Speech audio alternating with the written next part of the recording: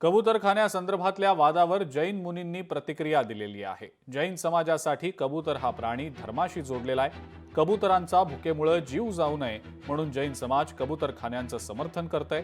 ताडपत्री आणि बांबू कापण्यासाठी चाकू आणि शस्त्रांचा वापर झाला, कोणालाही मारण्यासाठी हा शस्त्रांचा वापर केला गेला नाही असं जैन मुनींनी म्हटलंय। कबूतरखाना बीएमसीच्या तिथंही फक्त रोख लागली, त्यांना ताडपत्री काढू दिली नाही। आमची लोकांची भावना दुखली। झोपझापासून ते ताडपत्री टाकली आहे। 20,000 जास्त कबूतर मेले आहे। हे जे लोक होतात ना, ते साधे सुधे लोक होते। ते 20-22 वर्षाचे बायान होतात। ते कमी वयाचे, त्यांना संविधान हे धारा त्यांना माहीत नाही। ते स्वतः उपाशी होते आणि त्यांची आत्मा दुखत होती का 12 एवढे 2,000-20,000 कबूतर मेले आहेत।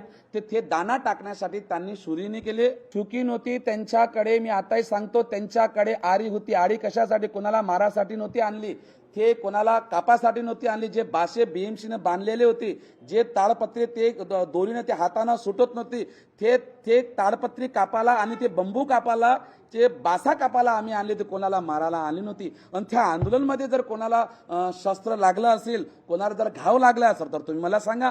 आमच्या धर्मामध्ये कधी शस्त्र आम्ही उचलणार नाही आणि कोणी उचलत असेल तर त्याला मी उचलू देणार नाही। पण माझ्या वाक्यामुळे मराठी समाजावर दुःख झालं असेल तर मी आता पूर्ण क्षमा मागतो, कारण आमच्या धर्मामध्ये लिहिलेलं आहे जे कोणी गलती होत असेल त्याला क्षमा मागा। मी मुच्छामी दुकडून आम्ही क्षमा मागतो।